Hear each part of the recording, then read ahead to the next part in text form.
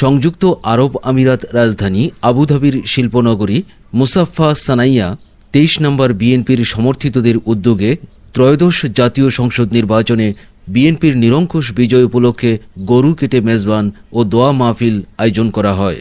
এতে বক্তব্য রাখেন ব্যবসায়ী আলহাজ মোহাম্মদ আব্দুল মান্নান, মঈনুদ্দিন লিটন, মোহাম্মদ মোকাম্মেল, আব্দুর রহিম, মোহাম্মদ ইউনুস জাবেদ, জালাল আহমেদ ভুট্টু, আবু রফিক, মাইনুদ্দিন সহ অনেকে। বক্তারা বলেন, প্রধানমন্ত্রী তারেক রহমানের সবার আগে বাংলাদেশ এই প্রতিপাদ্যে দেশকে এগিয়ে নিয়ে যাওয়ার জন্য সকলের সহযোগিতা কামনা করেন।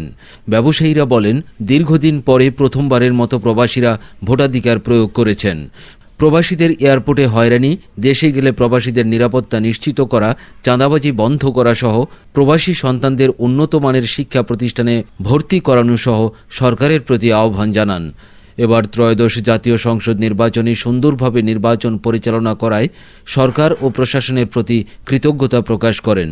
দীর্ঘদিন পরে কেন্দ্রে গিয়ে প্রশাসনের নিরাপত্তার মধ্য দিয়ে সকলেই উৎসবমুখরভাবে ভোট প্রদান করেছেন। বক্তারা বলেন, আবুধাবি থেকে বড় বিমান না থাকায় টিকিটের ঊর্ধ্বগতি দামের কারণে অনেক প্রবাসীরা পরিবারের সাথে ঈদ উদযাপন করতে পারেন না। পরিশেষে বিএনপি সরকারের হাতকে শক্তিশালী করে প্রবাসীরা মোনাজাত করেন।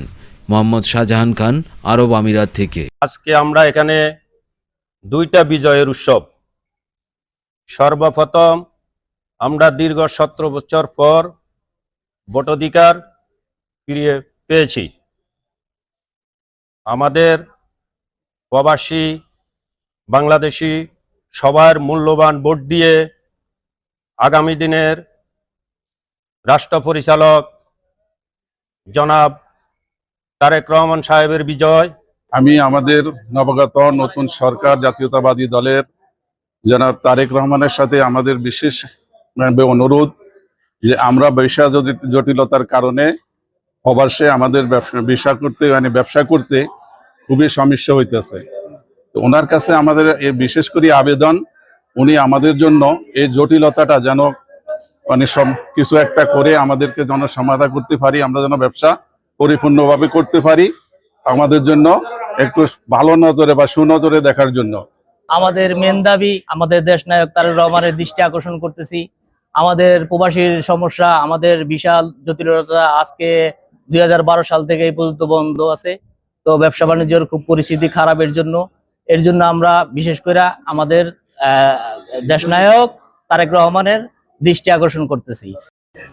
বাংলাদেশ জাতীয়তাবাদী দল বিএনপি আবুধাবি মুসাফফা শাখার পক্ষ থেকে আজকের এই আয়োজন। আমরা দীর্ঘদিন স্বৈর শাসকের আমলে আমাদের যে স্বাধীনতা ছিল, যেই অধিকার ছিল, সেটাকে ক্ষুণ্ণ করেছিল।